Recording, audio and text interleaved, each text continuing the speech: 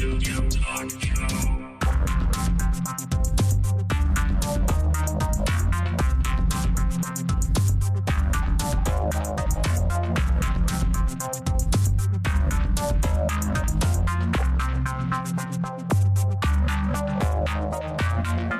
Visual Studio Talk Show. Bienvenue à une nouvelle émission du Visual Studio Talk Show, le podcast où on discute d'architecture logicielle avec la plateforme Microsoft. Je m'appelle Mario Cardinal et avec moi Guy Barrette. Bonjour Mario. Ça va bien? Ça va très bien, toi? Ben, aujourd'hui, j'en vois un peu rauque, un peu de le rhume ces derniers jours, là. Pas une grippe, mais un rhume, là. Ah, c'était mon tour la dernière fois. Là, c'est ton tour. Puis hier, tu sais, l'après-midi, j'étais fatigué, monnaie, tu sais. Puis je savais que je jouais au hockey hier soir, donc je voulais aller jouer au hockey. C'était hors de question que je manque mon hockey, donc j'ai tapé une petite sieste. J'avais fait mon hockey, mais un matin, le corps, il souffrait un peu. Là. C'est pas la caisse de 24 dans le champ des joueurs après la game qui est non, plus tough, on non? prend une bière là, quand même après, là, mais une caisse de 24, c'est un peu trop. Là. Non, mais à gang. Là. À la gang, ouais. OK. Oui, c'est sûr qu'à la gang, on est capable d'en prendre une caisse. À deux équipes de 10 joueurs, ça fait 20 personnes. Ouais, ça fait une bière chaque, là. Mais c'est le fun de jouer au hockey. Sais-tu qu'est-ce que moi je trouve intéressant du hockey? C'est que ça te ramène beaucoup le plaisir du jeu, tu sais, à la base, puis surtout le fait que tu comptes. Qu'on le veuille pas, on contrôle pas grand-chose au hockey parce que c'est difficile, là, la rondelle, tout. Donc, ça te ramène à l'humilité d'accepter que les choses se passeront pas comme tu voudrais.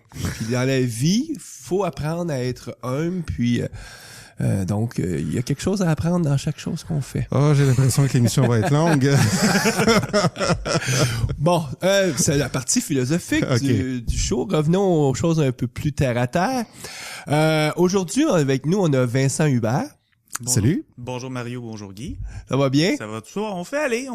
Il y en a qui ont des grippes. Moi, j'ai 4 enfants, fait qu'il y en a toujours un de malade rendu au mois de décembre. Ouais. Moi aussi, C'est la j'ai roue 4 perpétuelle. enfants, mais ils sont assez vieux, là, donc ça l'aide. Dieu merci, ils ont construit le nouvel hôpital. Le Children est rendu pas loin de chez nous, fait que Ouais. maintenant ils nous connaissent. Là. Aujourd'hui, on veut parler de l'acronyme en anglais, on dit IoT, Internet of Things. Donc, L'Internet des objets. Ouais, l'Internet des objets. Il y a aussi un objet connecté qui est utilisé Ouais. Objets connectés aussi. comme version française. C'est vrai que ça dit peut-être même mieux qu'est-ce que c'est. Puis, vu qu'on va parler de ce sujet-là, pour aujourd'hui, on va faire une émission un peu 101, là, c'est-à-dire on va faire le tour du domaine. On voudrait aussi la cibler pour ce qu'en anglais on appelle les makers. Guy, comment tu as traduit ça en bon québécois, là? Moi, je traduis ça comme bidouilleur. J'ai pas trouvé de terme français, là, mais bidouilleur, pas dans le sens négatif, mais dans le sens, tu sais, quelqu'un qui aime ça, jouer... Patenteux en bon québécois. Ouais, puis pour Mais nos bidouilleur, ça dit vrai, tu sais, parce que, en tout cas, bidouiller au Québec, ça veut dire taponner sur des petites affaires, pas, tu sais, donc, Fait que là, nos cousins français cousins doivent français, se marrer en disant, qu'est-ce qu'ils disent? ils disent, en plus qu'ils ont un accent rigolo, ils ont des mots. On comprend pas.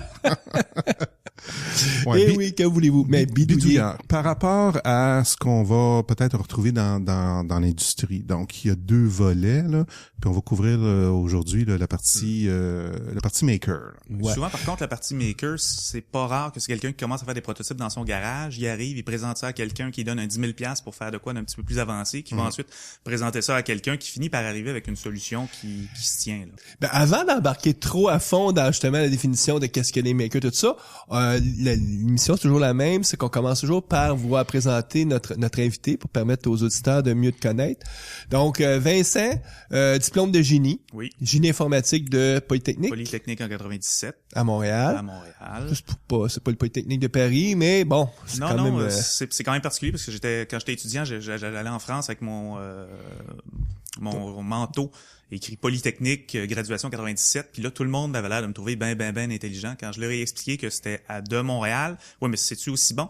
Je dis, plus ou moins, parce qu'en France, ils ont à peu près, je pense, l'école au complet compte à peu près 300 élèves pour une population de 60 millions, tandis qu'on compte 3000 élèves pour une population autour de 7 millions. Ouais. Donc, si tu prends le top 1% de Poly, ça doit être à peu près équivalent. Tout à fait.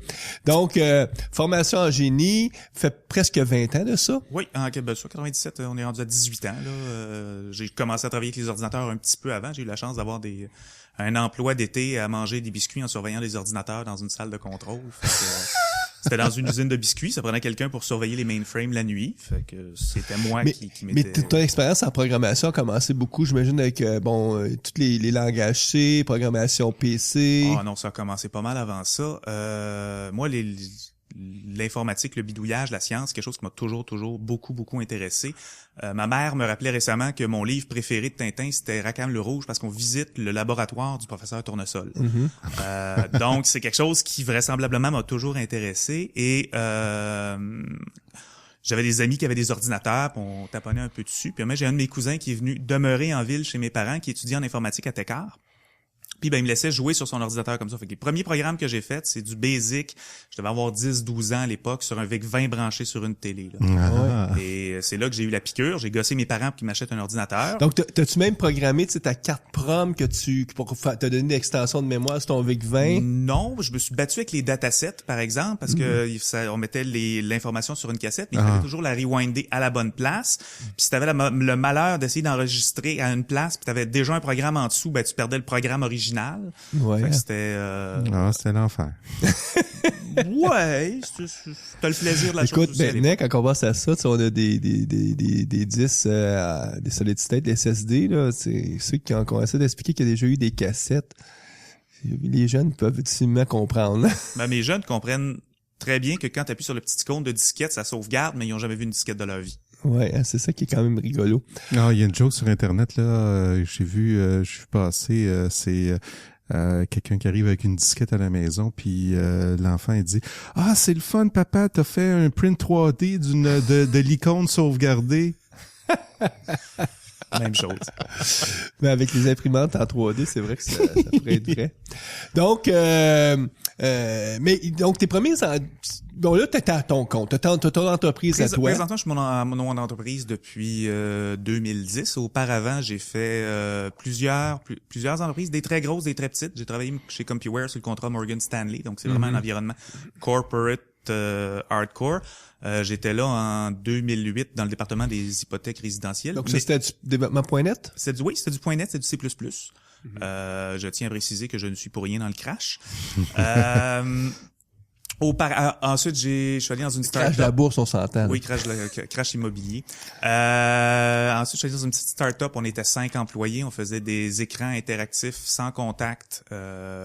Donc, si vous avez écouté les élections à Radio-Canada, le gros écran qu'il y a en arrière, c'est un produit de cette compagnie-là. Okay. Donc, on passe d'une très grosse équipe à une très petite équipe. Quand on est 5, on est développeur, mais on est aussi des fois réceptionniste. On est le département de shipping. On fait un peu tout. On peut même passer le balai à la fin de la journée. On passe le balai à la fin de la journée. On arrose les plantes. Et donc, depuis 2010, je me suis mis à mon compte en essayant vraiment de me diriger vers les environnements plus embarqués et ou systèmes. Donc, C++, C#, si on a la chance d'avoir ce langage-là sur la plateforme, ça va quand même pas mal mieux. Mais c'est pas toujours le cas. Souvent, on a des plateformes qui sont plus petites. Fait que j'ai travaillé sur des terminaux de paiement, j'ai travaillé sur un appareil photo. Là, présentement, je suis plus du côté système. Je fais des systèmes 9.1 pour mon client. OK.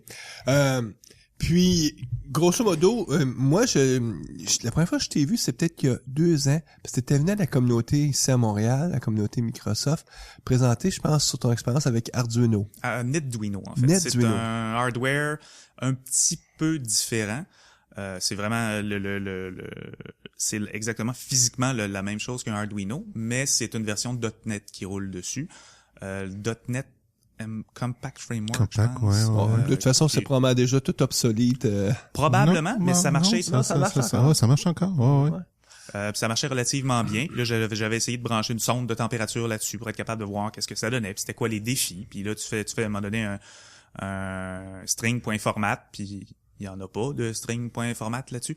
Donc là, ça, oui, bon, OK. Fait que tu retournes à tes vieilles notions que tu utilises des fois en C, en C++, de comment construire une chaîne de caractères pour arriver à l'afficher quelque part. Moi, je t'ai revu dernièrement. J'étais conférencier, moi, à la conférence de Agilto, qui est dans plusieurs villes à travers le monde, dont à Montréal. Et c'est là que je t'ai vu parce que tu étais aussi conférencier. Le sujet que tu parlais, je pense, c'était le développement justement embarqué puis avec le monde agile. Hein? C'était Agilité et Internet des objets, le thème de ma présentation, et où on faisait un peu le tour de qu'est-ce que l'Internet des objets, comment ça s'arrime avec le développement agile. Parce que lorsqu'on fait des objets, toute la partie qui n'est pas logicielle, c'est beaucoup moins agile. On en parlera peut-être un peu plus tard. Mais vers la fin, on va revenir là-dessus parce que c'est intéressant quand même de parler le fait qu'il y a du matériel. Comme Guy disait, on est des bidouilleurs, donc on bidouille sur quelque chose de physique. On pourra parler de ce qu'est l'impact que ça peut avoir sur le cycle de développement, en tout cas surtout quand on veut être dans un processus agile. Mais avant de se rendre là, on va peut-être donner plus de contexte sur qu'est-ce qu'on entend par objet connecté. Mais commençons par les makers. La communauté des makers ou la culture des makers qui est de plus en plus visible. Donc, qu'est-ce qu'on entend par ça, là? C'est des gens qui aiment fabriquer des cossins, principalement, qui aiment expérimenter avec toutes les nouvelles plateformes qui naissent depuis quelques années.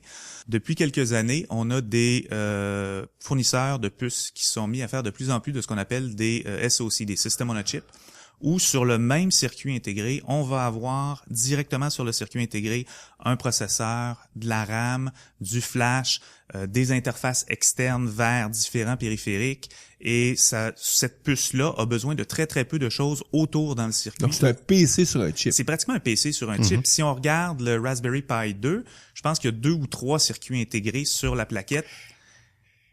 Puis dans quelle mesure, tu sais, bon, il y a des évolutions technologiques qui amènent ça, mais cette culture-là, elle n'existait pas déjà dans les années 70. Les Steve Jobs, là, puis comment s'appelle son confrère qui a créé Apple avec lui? Wozniak. C'était pas des bidouilleurs à quelque part? Tout à fait, c'est pas quelque chose puis de nouveau. Ces gens-là s'abonnaient à l'époque des magazines qu'il y avait là, avec Radio Shack et tout. Sauf que là on change de niveau. Là, tu construisais par exemple ton board avec des dizaines de puces. Ouais, fallait que tu sois quasiment un maître aussi en électronique, fallait que tu sois très fort. Tandis que là, le coût des systèmes on a chip a baissé. Donc, tu as des boards, t'as surtout beaucoup de sensors qui étaient très dispendieux avant. Maintenant, des sensors, par exemple, au niveau de la température, au niveau de la luminosité, tout ça, ça coûte presque rien. Donc, c'est possible là, d'avoir des petits appareils. Donc, la grosse différence, c'est que t'as pas forcément besoin d'avoir toujours ton fer à souder avec toi, prêt à dégainer pour être un programmeur. C'est un point. Puis t'as aussi le prix de tout ça qui a baissé de façon là extraordinaire là, ces dernières années. Le prix qui a baissé ou tout simplement des choses qui n'existaient pas à l'époque. Je pense que des gyros, un gyroscope solid state, ça fait quelques années seulement que ça existe de manière abordable.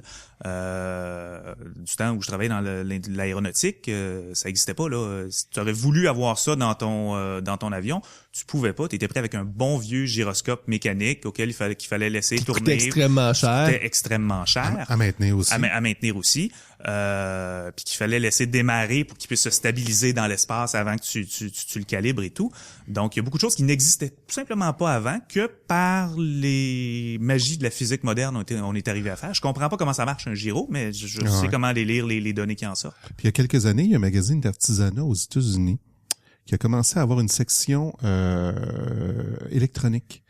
Puis ça a pris beaucoup d'ampleur, puis ils ont sorti leur propre magazine. Le magazine s'appelle Make Magazine. De là un peu Oui, l'Internet a beaucoup aidé aussi, parce que ce que l'Internet permet, c'est d'avoir des communautés, tu sais que, mettons, des makers dans une grande ville comme Montréal, quand même ils sont plus que ça, mais mettons qu'il y en avait juste 100.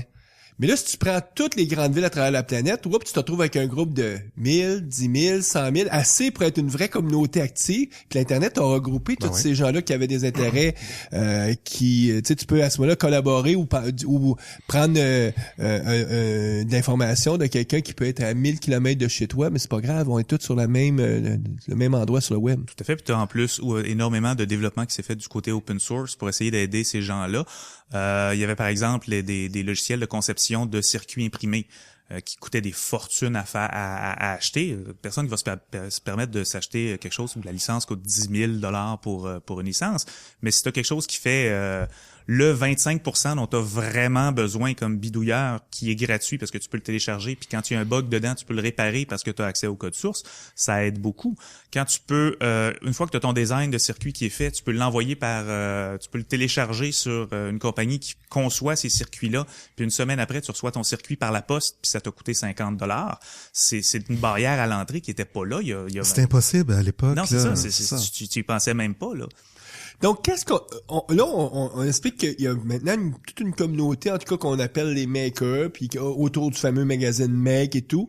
Mais, on n'a toujours pas défini qu'est-ce qu'on entend par objet connecté ou Internet of Things. Donc, c'est quoi comment on pourrait décrire en quelques mots ce que ça veut dire? Ben, il y a 4 points principaux, que ce soit un objet connecté ou l'Internet des objets. Un objet. Premièrement, il faut que ce soit un objet physique. Donc c'est pas quelque chose de virtuel, il faut que ça soit physique. Ça peut être un appareil photo, ça peut être une serrure, ça peut être un frigo, mais il faut que ça soit un objet physique. C'est pas du software. C'est pas du software, c'est vraiment un objet qui a accès à un réseau idéalement sans fil. De nos jours, il y en a à peu près partout des réseaux sans fil. C'est un autre des facteurs aussi qui fait que l'Internet des objets a progressé comme ça. Faut qu'il y ait des senseurs pour qu'ils puissent interagir, pour qu'ils puissent détecter ce qu'il y a dans son environnement. Et il faut qu'il y ait une capacité aussi d'interagir avec cet environnement-là. Soit l'un, soit l'autre, soit les deux. Mm-hmm. Et il faut aussi que les informations que cet objet-là capture ou l'interaction qu'il fait avec son environnement soit faite via l'Internet ou un réseau sans fil. Puis, tu dis, il y a probablement un réseau sans fil. Est-ce que l'Internet est une condition sine qua non? C'est-à-dire, est-ce que ça doit avoir une adresse IP absolument, cet objet-là, ou pas forcément? Pas forcément, mais généralement, il y a beaucoup de technologies qui existaient auparavant, qui étaient basées sur du sans-fil, qui sont pas vraiment de l'Internet des objets, tout au moins à mon sens. Un guichet automatique, c'est un objet qui te donne de l'argent. La technologie existe depuis les années 70, mais t'as pas d'autre manière d'interagir avec le guichet que tout simplement rentrer des données dedans et récupérer, on l'espère, ton argent. Au niveau pour être vraiment, à mon sens, un objet Internet des objets, il faut qu'il y ait un écosystème autour. Donc, il faut qu'il y ait une manière pour l'utilisateur d'y accéder, soit via une application mobile ou via un site web. Il faut que ces données-là soient hébergées ailleurs que sur l'objet. Comme tel, et il faut qu'il y ait l'objet et le réseau qui lui permettent d'accéder à ça. Donc c'est pas nécessaire d'être le réseau Internet, là. Ça peut être un réseau privé, là. Ça peut être un réseau privé, puis ensuite il y a une façon de récolter l'information, que ce soit via Bluetooth ou via un réseau privé, puis ensuite de la renvoyer vers un autre système, là. Mais la facilité, en fait, avec laquelle un utilisateur final peut utiliser cet objet-là est, à mon sens, un peu ce qui fait la saveur de l'Internet des objets. Donc, on prend les compteurs intelligents d'Hydro-Québec. Tant que tout ce que le compteur fait, c'est qu'il prend tes données, il les envoie chez Hydro et tu reçois ta facture. C'est plus de la télémétrie. Puis ça, de la télémétrie, ça fait longtemps. Il y en avait en Formule 1, il y en a en aviation, il y en a partout. Ça, c'est un point important que tu dis, parce que l'Internet des objets, ça fait depuis 40 ans là et plus là qu'il y en a. En fait, pas de l'Internet des objets, mais tout ce qu'on la télémétrie, comme la télémétrie là, comme le ça. SCADA, l'acquisition de données, ça fait très très très longtemps. C'est ça là. Donc fait. pour certaines personnes, quand on parle de toute cette révolution là, c'est comme ouais, rien de nouveau sous le soleil. Rien de nouveau là. Rien de nouveau à part peut-être les questions d'échelle. C'est ça. Donc, lorsqu'on a un objet qui se vend à des millions d'exemplaires, ben forcément, ça impose et qui donne beaucoup. Chacun de ces objets-là donne beaucoup de données. Ça impose au niveau du back-end des contraintes en termes de traitement de données, en termes de flux, qui sont quand même plus importantes que ce qu'on avait lorsqu'il y a 10 ou 20 ans où on monitorait 10-12 patients avec des électrocardiogrammes. Là. C'est ça. Donc, à l'époque, il y avait peut-être pas les réseaux pour échanger l'information. Les coûts devaient être énorme par rapport à ce qu'on a présentement, puis il y avait pas cette démocratisation là où n'importe qui pour 100 $ peut se procurer là un tapon de pièces là puis commencer à s'amuser avec. C'est ça, c'était beaucoup moins des produits qui sont grand public. Ouais. C'était vraiment des produits très très nichés. Aujourd'hui, quand on pense à un objet qui est connecté, c'est pas la norme. C'est-à-dire que c'est pas, tu sais, si je regarde, mettons, dans la pièce, dans une salle de conférence, dans les bureaux de Microsoft, il y a à peu près une vingtaine de chaises. Il y a aucune des chaises qui est connectée. Il y a des lampes Est-ce qu'ils sont connectés? Peut-être pas. C'est-à-dire que On le sait pas On le sait s'ils Mais- sont connectés, mais moi je connais quelqu'un qui m'a dit qu'il travaillait justement dans une compagnie où il faisait de la gestion d'éclairage dans des Ouais. immeubles comme ça, et ils avaient réussi à s'interfacer avec le système d'éclairage de leur immeuble, et ils avaient branché ça sur leur système d'intégration continue, et quand quelqu'un brisait le bid, la lumière au-dessus de sa tête s'éteignait. Donc, C'est bon. peut-être que... peut-être que... Mon point, c'est juste de dire que aujourd'hui, qu'un objet soit pas connecté, souvent les gens vont penser que c'est normal. Est-ce qu'on peut imaginer un jour, peut-être pas dans 10 ans, mais peut-être dans 100 ans, où quand on va avoir un objet qui est non connecté, les gens vont regarder ça un peu bizarre en disant « Comment ça, cet objet-là, il est pas connecté? » C'est-à-dire que tout va être connecté dans la mesure où ça va coûter tellement peu cher qu'on va toujours trouver une utilité. Même les chaises, ils pourraient être connectés parce qu'ils pourraient savoir que oui, il y a quelqu'un qui est assis ou il y a quelqu'un qui est pas assis. Peut-être que je fabule peut-être, là, mais tu sais, peut-être qu'un jour, nos petits enfants, quand on va leur expliquer, j'ai connu ça, mais des objets qui étaient inertes, c'est-à-dire qui étaient pas connectés, ils vont dire « Ah ouais! » Moi, j'ai de la misère à imaginer ma fourche à fumier connectée. J'ai de la misère à avoir une utilité quelconque à la chose. Peut-être qu'un jour, on le sait pas. Le fait est qu'aujourd'hui, par contre, il y a des objets que il y a 10 ans, tu diras ben oui, ça c'est connecté. Ben, il y a même deux ans. Tu m'aurais dit, là, il y a 2 ans, là, que tu pourrais acheter pour une centaine de dollars, 150 $, une serrure qui va être branchée sur ton réseau Wi-Fi, là. La serrure de ta porte de maison, là, ça va être branché sur ton réseau Wi-Fi. Je t'aurais pas cru, là. Tout simplement. Puis là, ça fait pas très longtemps, là, que c'est disponible. Mais Non, je me suis acheté une télé récemment, puis la première chose que j'ai regardé, tiens, il y a un port réseau, fait que j'ai branché le port réseau. Première chose que la télé a faite, update. Ouais. Fait que là, pendant 25 minutes, j'ai regardé ma télé faire son update de la dernière version de Smart machin qui roulait dessus. T'as pas trop payé, t'as une bonne bande passante, 25 minutes, Oh, parce oui, que si t'as pas une bonne passante, ça prend pendant plusieurs heures. Ben, c'est pas si gros que ça, un firmware de télé Ouais. non plus, là. C'est pas Pas téléchargé. supposé. Non, c'est pas Windows 10. Tout à fait. Écoute, donc là, on explique que les objets sont maintenant connectés, mais puis Guy a glissé un mot, c'est pas quelque chose, il existait de la télémétrie avant. Pourquoi que là, en 2015 ou même en 2014, ce sujet-là devient hot? C'est-à-dire que tout le monde, c'est comme le sujet du jour. Beaucoup. Ben, c'est sûr qu'il y a une part de ce que les Anglais appellent de hype, là, de hype. Mais il y a aussi il y a le facteur cool, ou en tout cas le facteur de, un peu comme aujourd'hui, tu sais, il y a 20-30 ans, les entrepreneurs technologiques étaient peut-être pas vus positivement dans l'université parce qu'ils étaient dans leur fond de laboratoire, puis les nerds, là, c'était pas eux autres que les stars, les jolies filles voulaient toutes sortir avec. Puis aujourd'hui, ben tout le monde rêve de sortir avec une espèce de Steve Jobs. Donc c'est comme être nerd, c'est rendu à la mode, donc Je dirais peut-être pas jusque-là, mais non, mais il y a le fait. Non, mon but, c'est de pousser un peu. Faut quand même aussi, ça tient nos auditeurs éveillés. Qu'est-ce qu'il raconte, là, lui, là?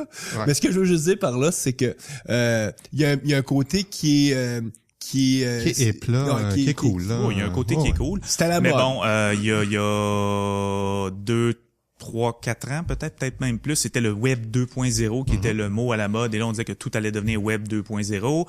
Puis fin des années 2000, c'était tout des cyber-trucs, cyber-intimidation, cyber-ci, cyber-ça. Donc, il y a des concepts comme ça qui sont à la mode une année ou deux, puis qui après ça passent. C'est Est-ce exactement que la même c'est- chose dans l'alimentation. Mais là. est-ce que le IoT, c'est juste une mode passagère qui va disparaître, elle aussi? Est-ce que le Web 2.0 était juste une mode passagère qui a disparu? Non, la technologie, elle est là. Elle fait On en partie- parle moins. On en parle moins parce qu'elle fait Aujourd'hui, partie de la on vie de appelle tous les ça jours. le web. C'est ça. Parce que C'est- il y a plus de 2.0, c'est... Ou les réseaux sociaux, qui est une partie du Web 2.0. Mais tout ça s'est mis à faire partie de la vie de tous les jours. On a arrêté de crier sur tous les toits que ça s'en venait, que c'était formidable. Puis on a appris à dealer avec des objets dans notre vie de tous les jours qui ont ces fonctionnalités-là. Mais donc, moi, je pense que on est comme une espèce de point tournant où on réalise que ça s'en vient. Puis dans 5 ans, on va avoir réalisé que c'était là, puis c'était pas si pire que ça. On a parlé pendant plusieurs années du bug de l'an 2000. Finalement, il y avait rien là. Est-ce que ça serait aussi dû au fait qu'il y a de plus en plus de scénarios réalistes, mais qui ont une bonne valeur pour les gens, qu'on peut mettre en place à moindre coût, puis à ce moment-là, ça fait comme faites-le vous-même. Tu sais, je pense un peu, je sais pas si c'est toi qui avait partagé ça avec moi ou quelqu'un d'autre. Tu sais, le bonhomme qui avait mis des senseurs, qui était capable de vérifier s'il y avait de l'eau dans son sous-sol pour ouvrir automatiquement une pompe pour ramasser l'eau. Comme, tu sais, t'es parti en vacances. C'est le gagnant du Home Automation. C'est un concours qui avait été lancé par Microsoft et par le site Axter.io. C'est un monsieur de Québec qui a gagné. En fait, il vient faire une présentation, je pense en février, au groupe. Il vient montrer son projet. C'est assez impressionnant. Mais là. pour son projet, si moi je me souviens de ce que je m'en souviens, c'était que ce qui m'avait frappé, c'est tu sais, le scénario, c'est t'es pas chez toi, t'es en vacances et bon, il y a une pluie diluvienne ou il y a quelque chose qui brise, puis là t'as de l'eau qui commence à s'accumuler dans ton sous-sol. C'est des scénarios réalistes, ça peut arriver, on le souhaite à personne. Quand t'as une maison de campagne, c'est un tu veux scénario pas qui te te retrouver stresse un peu. chez toi qui a 3-4 pieds d'eau, 1 mètre d'eau dans ton sous-sol. Lui, ce qu'il a fait, c'est qu'il y a un petit senseur qui vérifie, puis dès qu'il arrive, qu'il voit de l'eau, il part automatiquement une pompe. Donc, à quelque part, il rend sa maison un peu plus intelligente. Ouais. C'est un des scénarios. Je pense qu'il y en a plusieurs autres qui fait aussi avec. Oui, t'as des alertes là. Il y a mis Donc une tout sirène à ce qui, l'extérieur. en anglais on dit home automation ou en tout cas l'automatisation au niveau de la maison, c'est un scénario très concret qui parle aux gens. Est-ce que c'est parce que ces scénarios-là sont maintenant possibles qu'il y a aussi une prise de conscience que l'Internet des objets est... Ben, le home automation, c'est un des gros segments qui est visé par ça. L'autre, c'est la santé, tout ce qui est monitoring en temps réel de ta condition physique. Mais oui, que comme je disais au tout début, le fait qu'il y a maintenant des circuits intégrés qui ont énormément de fonctionnalités à l'interne à coût de plus en plus bas. Les techniques de fabrication sont de meilleure en meilleure. Donc, les coûts baissent continuellement. C'est beaucoup plus facile d'implanter ces technologies-là. Il y a aussi le fait que pour ceux qui veulent faire du prototypage, il y a des technologies qui encore là existaient plus ou moins il y a 5 ans. Des imprimantes 3D, par exemple. Tu veux te faire un objet en plastique pour mettre ton circuit dedans pour le montrer à quelqu'un qui peut éventuellement investir dans ta compagnie. Ça coûte 2000 $ une imprimante 3D, mais on peut aller voir quelqu'un qui en a une, puis on va arriver à avoir un prototype à beaucoup moindre coût. Donc, des prototypes à beaucoup moindre coût, des objets qui coûtent beaucoup moins cher à fabriquer aussi. Puis des puces qui coûtent rien. Et des puces qui coûtent rien, quoique. C'est toujours un coût, mais quand même, en tout cas, c'est vraiment pas cher si on compare à ce que ça pouvait être il y a quelques années. Tout à fait. Puis l'élément prototypage est important ici. Il y a beaucoup de petites firmes, de petites startups qui servent de tout ce qui est disponible présentement là, pour faire des prototypes, puis éventuellement, peut-être aller sur Indiegogo ou d'autres sites de ce type-là pour faire des levées de fonds. Puis il y a pas aussi tout un marché qui s'est développé auprès de des kits déjà tout pré-packagés que tu peux acheter pour un certain nombre de dollars, puis là-dedans, t'as justement tout ton équipement, là, je pense à Arduino et compagnie. Eux, c'est pas nécessairement des kits entiers, mais c'est littéralement là, un ordinateur complet sur une plaquette avec des endroits pour brancher des fils, puis tu peux acheter. Donc ils te les vendent pas avec des senseurs après. Donc là, faut que tu te revires de bord, t'ailles chercher tes senseurs, ces choses-là. Tu te revires de bord, tu cliques, tu passes de la catégorie de l'onglet plaquette à l'onglet senseur, tu cliques sur température, tu dis je veux lui, clique. Puis tu t'arrives chez vous puis tu le branches. Là. Ouais, on peut peut-être parler des différentes plateformes qui sont populaires là, présentement. Oui, on peut parler. Je suis pas un expert là-dedans, mais je sais qu'il y a le Raspberry Pi qui est une plateforme qui est extrêmement populaire. C'est un petit ordinateur qui roule généralement une variante de Linux et qui possède énormément, qui a des ports USB, qui a une carte SD, qui a des ports sortie HDMI, des ports entrée-sortie numérique. Réseau Wi-Fi aussi. Réseau Wi-Fi, je pense que tu peux acheter une carte que tu peux ça prend c'est un petit dock, il faut installer un driver, sous Linux. J'aime la nuance, tu sais, faut installer un driver sous Linux, laisse ça sous-entendre, t'es mieux de connaître ce que tu fais parce que tu vas souffrir. C'est pas toujours évident. C'est plus évident que ça l'était avant. Ouais, faut dire que le Raspberry Pi a été développé au UK, donc au Royaume-Uni, dans le but d'être utilisé dans les classes. Donc pour l'apprentissage de l'électronique et de l'informatique et de la programmation par des enfants.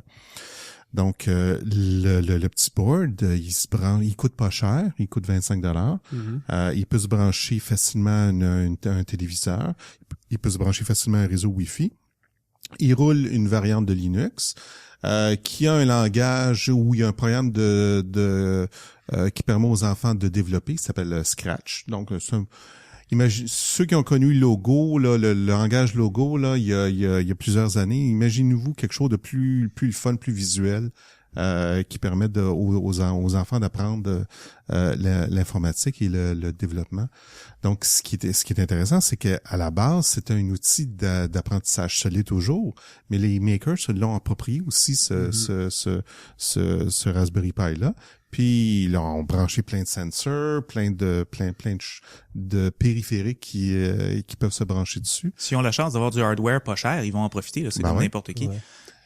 Donc Raspberry Pi, c'est une des plateformes intéressantes. Les alternatives sont... Il y avait Arduino. Qui continue, je pense, à évoluer. Ça fait longtemps que j'ai pas vérifié cette plateforme-là. C'est un peu le même principe, sauf que de mémoire, Arduino, c'est un langage inspiré du C qui roule dessus. Donc, il y a pas vraiment de système d'exploitation comme Linux sur l'autre. Il y avait une variante qui s'appelait NetDuino, donc qui était en fait, ce qu'il y a d'intéressant avec l'Arduino, c'est que il y a 2 séries de connecteurs de chaque côté de la plaquette et qui permet de mettre une autre plaquette par-dessus, et cette plaquette-là a elle-même une rangée de connecteurs sur le dessus, donc on peut les empiler comme ça, une par-dessus l'autre. Donc on a des modules qu'on peut empiler par-dessus, et il s'est fait une variante qui utilise de .NET Compact Framework qui s'appelait NetDuino, ou qui était compatible pin à pin avec ces périphériques-là. Donc quelqu'un avait juste à faire ses propres drivers pour utiliser ces... il appelait ça des shields de Ouais, mémoire. Shield, oui.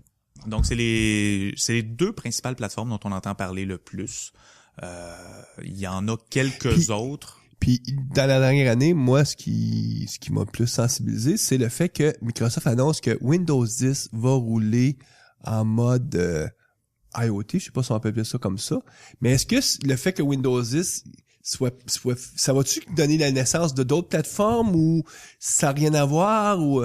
Je pose des questions un peu novices. Non, mais c'est sûr qu'à partir du moment où tu as un système d'exploitation qui est plus connu, qui arrive avec des fonctionnalités relativement de haut niveau, une interface graphique, un UI par exemple, que si tu prends ton objet, tu branches un écran dessus, puis tu vas avoir un UI qui est relativement facile à programmer en XAML, tout le monde va être content d'avoir accès à ça. Si ce que tu as, c'est un touchscreen qui se connecte par USB, qui est capable d'interfacer avec ton OS, puis tu n'as pas de code à écrire, puis tu as juste à le brancher, installer 2-3 trucs, c'est sûr que tout le monde est content avec ça.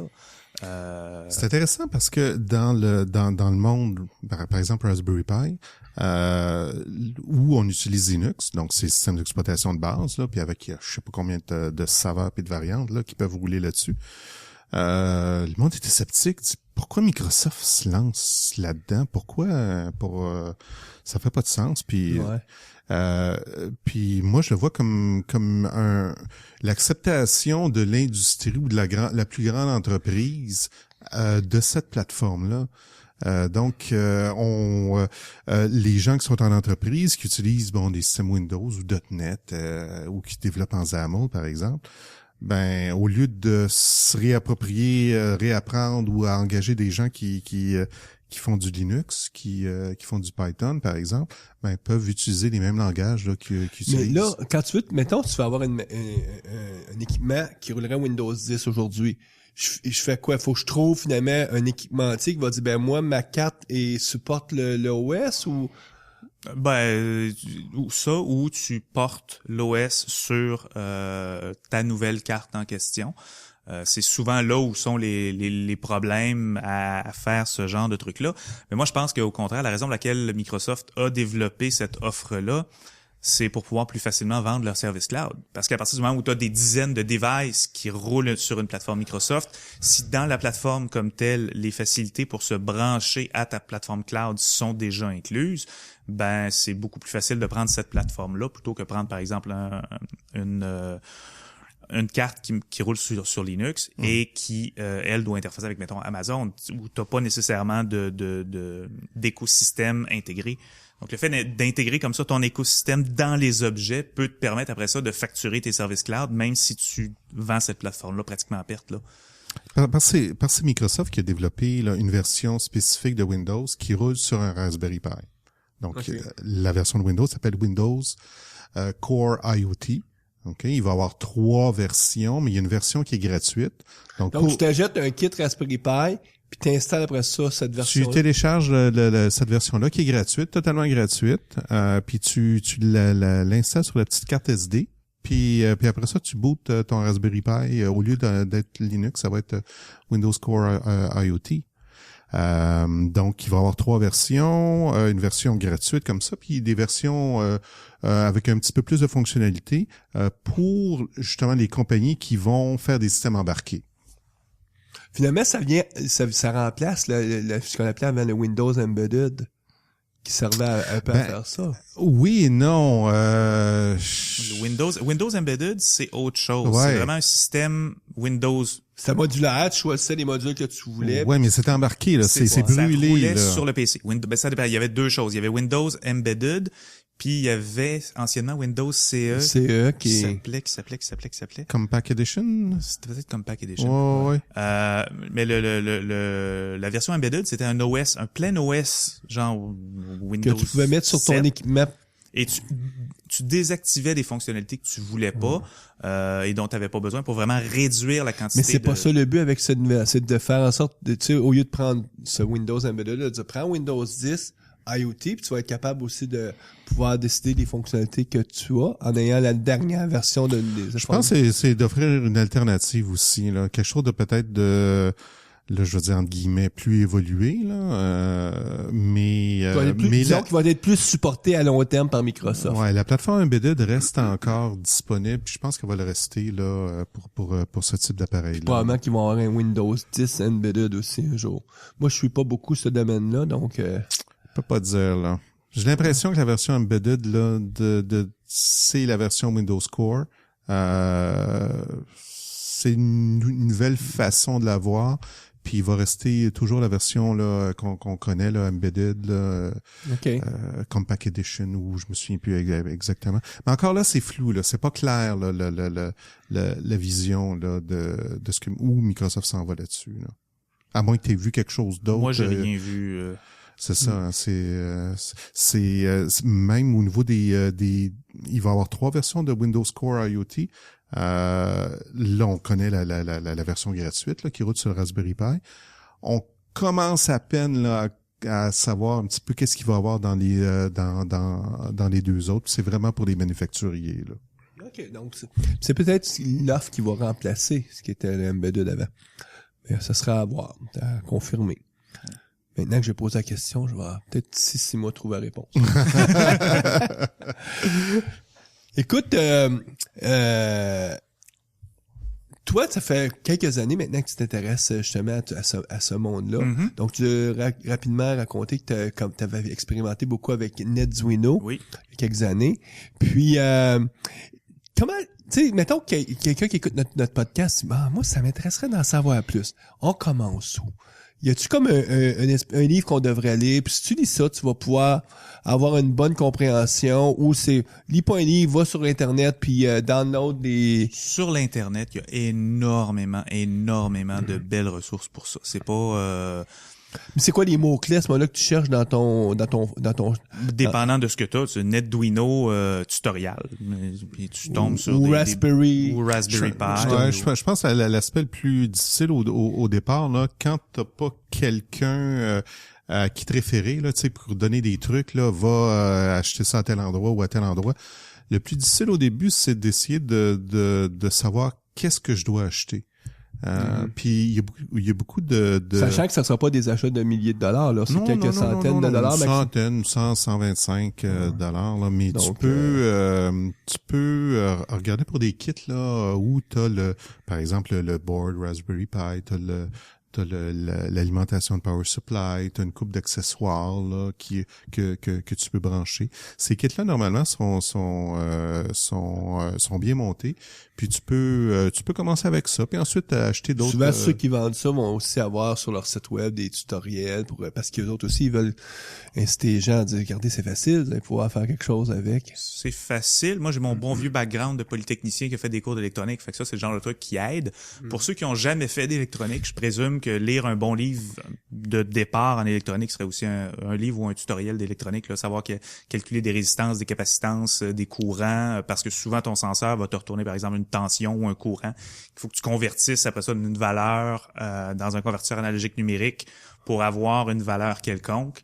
Des fois il y a des calculs d'ajustement qu'il faut faire avec ça. Donc si c'est un projet que toi tu fais à partir de rien, ça peut prendre des connaissances en électronique. C'est intéressant ce que tu dis parce que tu peux, par exemple, sur le Raspberry Pi, il y a une série de connecteurs. Mm-hmm. Donc, tu peux brancher, je sais pas c'est quoi le terme en français, là, un breadboard. Oui. Est-ce que tu Je ne connais pas le terme français. Donc, le breadboard, là, c'est le petit board avec plein de petites perforations. Donc, tu peux brancher des résistances, des fils, tout ça. Donc, là, tu as une connexion. C'est un circuit, mais que tu montes. Absolument, c'est des boards qu'on sert quand on fait du prototypage. Des planches de prototypage. Une planche de prototypage, exact. Et donc là, ça te prend des connaissances un peu en électronique. Là, faut que tu saches brancher que telle résistance. Sache brancher telle résistance à telle résistance. Ouais. Il y a une évidemment on passe dans le monde hardware. Ouais. Fait qu'il y a des choses hardware qu'on doit connaître. Souvent c'est pas énorme, mais il y a quand même un minimum qu'on doit savoir parce que je sais pas moi quelqu'un qui veut essayer d'allumer une ampoule, s'il branche ça directement sur son circuit, ça va faire de la fumée. Pouf. C'est juste savoir la différence entre les voltages, les tensions AC, DC. Il y a beaucoup de choses à il y a beaucoup d'erreurs qui peuvent être faites. J'ai fait mon cours aussi à Polytechnique en génie info, puis on avait des cours justement où on faisait des petits bols électroniques comme ça, puis on apprend assez rapidement que le bruit est votre plus grand ennemi quand vous faites des interférences, donc là beaucoup de plaisir. Ça, puis le fait aussi d'être simplement dans un monde physique. Nous, on est dans un monde numérique où quand tu envoies une valeur d'un ordinateur à l'autre, elle change pas. Dans le monde analogique, dans le monde réel, ça peut être le cas. Il y a aussi des impacts, par exemple, qui peuvent être des vibrations, la lumière, la chaleur, ta puce ou des problèmes que j'ai déjà vus. L'objet en question chauffait et se comportait pas tout à fait de la même manière froid et chaud. Mais donc, ça, tout le monde connaît ça. On sait quand un ordinateur arrive souvent vers la fin de sa vie. Tout le monde connaît ça. C'est pas nécessairement, là. Ben, ce que je veux dire, c'est qu'on a tout expérimenté à un moment donné, un équipement que, quand il chauffe tout d'un coup, il lâche de fonctionner. Un téléviseur c'est drôle quand on rentre le laptop qui a passé la nuit à moins 25 à l'extérieur, puis on le part, là, il aime pas ça. Il aime pas ça, non. L'iPhone qui est dans la poche quand on fait du ski aussi, il aime pas ça, faut la mettre à l'intérieur. Mais oui, mais il y a aussi des fois, on peut facilement associer ça à la chaleur, mais des fois c'est un peu plus subtil, là. Moi, j'ai déjà vu un appareil qui servait à mesurer la radioactivité. Et on travaillait avec cet appareil-là, puis on avait des mesures bizarres une fois de temps en temps. Fait que on s'est rendu compte de ce problème-là en faisant les tests live en laboratoire, mais il y avait personne qui voulait tout à fait aller à côté de l'appareil pendant qu'il y avait de la radioactivité dedans. Donc, on a dû regarder les logs, puis on s'est rendu compte qu'il y avait des valves, puis c'est quand les valves changeaient de position ouverte à fermée ou fermée à ouverte que les valeurs, les mesures de cet appareil-là étaient différentes. Donc là, on disait, ça, c'est facile, c'est un problème de bruit. Fait qu'on a tiré un fil, on est allé le brancher dans un autre circuit électrique, on refait nos tests. Même chose. Bon, c'est pas un problème de bruit. Puis à force de chercher, finalement, on s'est rendu compte que c'était la vibration de la valve qui ouvrait et qui fermait qui faisait en sorte que cet appareil-là, ça induisait pendant 1 ou 2 secondes, les vibrations faussaient les mesures. Là, quand tu retournes voir le gars, c'est parce qu'on a un problème de mesure avec notre appareil, il faudrait que tu rajoutes du padding autour. Tu te fais regarder drôle. Là. C'est un peu comme le gars qui arrive au garage avec sa voiture puis qu'il dit « Je comprends pas, mais quand je change de poste sa radio, le moteur étouffe. » Fait que il y a des problèmes comme ça auxquels on peut avec faire les voitures face. électriques, puis le fait que justement, quand une voiture électrique, ça se connecte avec un monde physique, on va le vivre de plus en plus, là, ces petits problèmes qui sont un peu intermittents, difficiles à régler. Ça serait, tu sais, parce qu'en mécanique, ben c'est souvent, ça peut arriver. Ou ça, même en mécanique, là, c'est le genre de problème que tu veux pas avoir parce que là t'es mal pris quand c'est intermittent. Tu veux un problème solide. Oui, puis mais c'est pas des problèmes qui sont récents. Au niveau des moteurs, les dernières injections mécaniques, je pense que c'était ma Chevette 84 qui avait ça un carburateur. Là, depuis le temps, c'est des injections électroniques un peu partout. Puis c'est du code qui roule. Puis c'est du code qui roule souvent depuis un bon bout de temps sans trop de problèmes. Ce qui amène d'autres problèmes, d'ailleurs, on va en parler peut-être un peu plus tard, les problèmes de sécurité quand ces choses-là passent au niveau du grand public. C'est-à-dire que ceux qui ont conçu tout le système de gestion de l'alimentation, des freins et tout, ben ils ont assumé qu'ils étaient dans un monde sécurisé parce que ça te prend un accès physique au bus pour être capable de contrôler l'auto. Puis là, soudain, t'as quelqu'un qui vient mettre un appareil multimédia sur le même D'un coup, bus. il est ouvert à toute la planète. Tout d'un coup, ton injection électronique, elle peut être accédée par le Wi-Fi. Ben, on a vu cet été, c'est quel magazine? C'est-tu Wired où il y avait 2 journalistes qui ont hacké un Jeep? Puis ils ont fait une vidéo là, ils suivaient le Jeep là, puis à distance, Il là, puis contrôle la distance. et ils l'ont fait arrêter, ils ont stoppé le moteur là sur l'autoroute. C'était assez impressionnant. Jeep a dû faire un rappel de ses véhicules. Oui, c'est le genre de truc qui peut faire peur un peu parce que souvent, quand on prend un objet déjà existant avec puis on rajoute des fonctionnalités connectées à cet objet-là, le code qui est déjà là, il a jamais été pensé en fonction d'être accessible de l'extérieur. Il n'y a pas de bonne pratique de sécurité.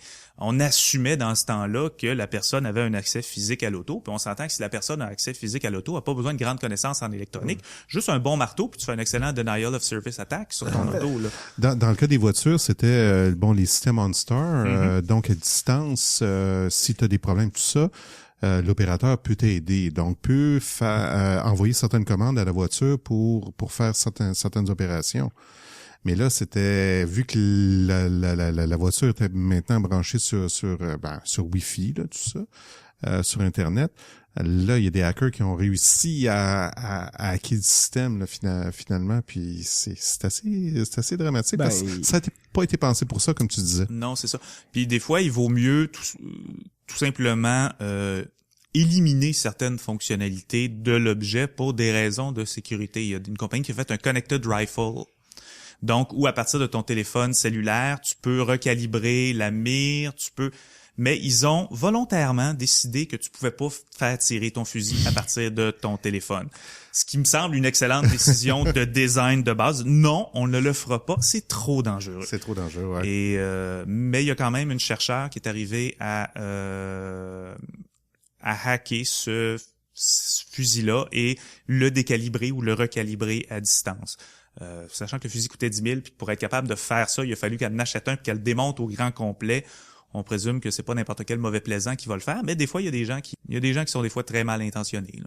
Je pense que dans les prochaines années, on va voir un petit peu d'histoire d'horreur, là, l'histoire comme de Jeep, là, où on va voir des systèmes se faire hacker là, par des portes d'entrée là qu'on pensait pas, là, dont l'Internet des objets. Ben déjà là, à partir du moment où un objet devient connecté et est accessible d'à peu près tout le monde, on trouve énormément de problèmes qu'on pensait pas qu'ils existaient avant. Juste quand Windows 95 s'est mis à être connecté sur Internet. Moi, j'avais des ordinateurs quand j'ai commencé qui étaient branchés directement sur Internet. Il n'y a pas de firewall. Ça se fait plus aujourd'hui, là. Il y a 1 puis 2 firewalls, et même à ça, il y a des problèmes de sécurité qui vont s'en venir. Moi, j'ai lu une attaque qui en gros, on vient hacker le routeur dans la maison. Donc, en cliquant sur un lien, un URL, le browser se connecte au routeur dans la maison parce que si la personne n'a pas changé le nom d'administrateur et le mot de passe, ce que bien peu de gens font, va changer l'adresse DNS vers un DNS qui est compromis. Et à ce moment-là, ben tout ce que toi t'essayes d'accéder, quelqu'un peut substituer le contenu qu'ils veulent à la place. Fait que imaginez si à la même chose, à ce système-là, il y a une porte avec des serrures qui sont contrôlables à distance, ça peut être quelque chose qui devient rapidement inquiétant. Ouais, parce que là on est dans le rush du début là, la course du début où les compagnies sortent des produits rapidement pour être les premiers sur le marché, par exemple. Puis là, il va certainement avoir ce genre de problème-là qu'on voit rapidement, là. Mais je sais aussi qu'il y a quelqu'un qui avait un drone qui se promenait et qui avait été capable de faire un mapping de tous les objets Zigbee. Zigbee, c'est un protocole qui permet à ces objets-là de s'identifier, de se connecter entre eux. Et il avait été capable de faire une map du quartier, là, où était chacun des appareils Zigbee dans le quartier avec son drone, passait vite. De la même manière qu'il y a peut-être 10 ans, il y a des gens qui se promenaient en voiture, puis ils regardaient quels étaient les réseaux Wi-Fi qui étaient pas sécurisés. parce qu'à l'époque, ça pouvait être pénible de sécuriser parce que les protocoles n'étaient pas encore tout à fait bien tunés, puis ton C'était ordinateur, des ta carte balbutiements. réseau, c'était pas le bon WPA, la clé, ça marchait pas. Fait que, tant pis, je vais le laisser débarrer. De toute façon, qu'est-ce qui peut m'arriver? Bon, aujourd'hui, on le sait, ce qui peut arriver, tout le monde a quelque chose de barré chez eux, puis les appareils arrivent barrés par défaut. Mais il va falloir que ces habitudes-là finissent par se prendre aussi, là. Mm-hmm. Tout à l'heure, on parlait d'électronique un petit peu là avec notre board là puis tout ça. Il y a un site que je peux peut-être suggérer, c'est Axter.io. Ce qui est intéressant, c'est que tu as des projets de des gens qui font différents projets, par exemple avec des Raspberry Pi, puis qui mettent toute la schématique, puis c'est comme un pas à pas comment reproduire. Tu l'appelles comment, Axter? Axter. Comme hack, comme H-A-C-K. Comme on hack. Puis après ça, il y a un X ou? Stir. Mais de toute façon, je présume que vous allez mettre le lien oui. sur... Mais c'est Axter, OK. Axter.io. Donc, hack, puis suivi du mot ster. Axter. Ouais, c'est pas mal Et intéressant. Axter. Puis ça, en même temps, on apprend l'électronique. Oui, c'est souvent quand il y a des instructions pour les débutants ou les juniors, là, quand il y a des instructions pas à pas, c'est vraiment le genre de truc qui aide. D'un autre côté, quand il y a un problème, là, ça devient un peu plus laborieux. Ton projet qui t'a coûté $50 te demande d'acheter un oscilloscope qui en coûte 300. D'un autre côté, il y a des gens aussi qui y ont pensé puis qui ont fait des petits instruments de mesure, mettons à peu près purement software ou t'as quelque chose qui te permet de prendre les mesures que tu as besoin de prendre assez facilement. Ou juste l'équipement de base qu'on peut trouver chez Canadian Tire aussi, un bon vieux multimètre, ça aide. Puis ils sont encore là, ils sont pas connectés à Internet encore, les multimètres, mais ça risque de venir bientôt. Si on compare ceux que moi je pouvais acheter quand j'étais à l'université par rapport à ceux qui se vendent aujourd'hui pour le même prix, il y a des choses qui se vendaient pas à $1000 dans le temps, là. Ah ouais. Puis c'est une belle façon aussi d'introduire des jeunes soit à l'informatique, soit un petit peu à l'électronique, comment on peut monter certaines choses, faire quelque chose avec nos mains là, finalement là, ce qui est en train un peu de se perdre là. Tout le monde est sur une tablette là où Non, mais effectivement, travailler avec ses mains, moi, mes jeunes à la maison sont très, très virtuels, là. Ils vont construire des maisons, mais c'est dans The Sims ou c'est dans Minecraft, par exemple, plus que vraiment jouer avec des blocs Lego, là. Puis Lego, d'ailleurs, Lego Mindstorm ont d'excellents petits bidules qui peuvent être programmés. Ouais, je sais plus s'il est encore disponible au Canada, le Mindstorm. Je sais qu'il y a quelques années, il l'était. Mais ça, c'est une belle plateforme aussi là d'apprentissage pour les enfants. C'est pas donné, c'est quelque chose en fait, c'est pour la robotique là. On parle peut-être de $300 là à peu près pour le kit de départ. Là. Mais c'est quelque chose de vraiment bien. C'est des cadeaux de Noël, on sait jamais. Ouais. S'ils peuvent se tenir tranquilles, pendant 3 heures, c'est un cadeau pour papa et maman. Ça. En terminant, je pense qu'on a fait le tour. Est-ce que tu as un site web, quelque chose que tu aimerais recommander aux auditeurs? Oui, en fait, vu qu'on est dans le monde des objets, il y a 2 livres que j'ai lus de quelqu'un qui s'appelle Don Norman, qui s'intitule The Design of Everyday Things. Ça, c'est le premier. Et Emotional Design, Why We Love or Hate Everyday Things. Le premier, c'est vraiment un livre sur le design en termes d'ergonomie. Donc, comment concevoir un objet physique pour qu'il soit plus facilement utilisable. Et ça m'a ouvert les yeux. Je suis rendu particulièrement intolérant face aux designs qui sont foncièrement mauvais ou qui n'ont pas été pensés en fonction de concepts de base. Je parlais tout à l'heure que mes enfants fréquentaient le nouvel hôpital McGill. Lorsqu'on attend l'ascenseur, il y a 2 lumières au-dessus de la porte d'ascenseur qui indiquent si l'ascenseur monte ou descend. Mais les 2 lumières sont placées horizontalement. Une à gauche, une à droite. Une est verte, l'autre est rouge. Mais si tu es un petit peu distrait, puis tu vois la lumière qui allume, tu remarques pas nécessairement si celle du haut ou celle du bas sont à gauche et à droite. Il n'y a aucune indication sur les 2 lumières, à savoir lequel monte, lequel descend. Alors qu'il y aurait eu amplement de place pour juste tourner ça, mettre une lumière en haut, une lumière en bas, et là, ça aurait été évident, il n'y aurait pas eu besoin de faire quoi que ce soit. Entre ma première puis ma dernière visite à l'hôpital, ils ont mis des petites flèches dessus pour indiquer lequel était en haut, lequel était en bas. On répare le problème, mais... Ils ont ça... patché le problème, mais ils auraient pu, à l'inverse, régler le problème à la base. Ou on parle aussi de, mettons, des poêles électriques. Il y a 2 ronds à gauche, 2 ronds à droite. Les contrôles des ronds à gauche sont à gauche, les contrôles des ronds à droite sont à droite. Mais lequel est le rond du fond, lequel est le rond en avant? Ouais, toujours S'ils sont pas. placés latéralement, ben à un moment donné, ils sont obligés de mettre un petit dessin à côté pour dire lequel est lequel. S'ils les placent un au-dessus, un en dessous, t'es immédiatement capable, sans avoir aucune indication, de tourner le bon, sans avoir besoin de te poser la question, est-ce que c'est le bon? Donc, c'est le genre de truc, c'est le genre de livre qui m'a ouvert à tout un monde d'objets qui devraient être faciles à utiliser. Tu devrais pas avoir besoin de penser quand tu ouvres le frigo, à savoir de quel côté. Il y a des frigos, il n'y a pas de poignée. C'est juste 2 petites encoches sur le dessus du frigo. Et il faut que tu regardes de quel côté est la penture pour ouvrir le frigo. Quand c'est chez toi, Tu viens à savoir un tu jour. le sais, tu l'apprends à la deuxième fois, tu sais c'est quel côté. Mais quand tu as de la visite, non, c'est pas ce côté-là, c'est de l'autre côté. Tu devrais pas te sentir niaiseux à essayer d'ouvrir un frigo. Là. C'est pas... La vie est trop courte pour se sentir niaiseux en essayant d'ouvrir un frigo ou, comme c'est sûrement arrivé à tout le monde, de pousser sur une porte qui doit être tirée ou tirer sur une porte qui doit être poussée, alors que c'est écrit en gros tirer ou pousser.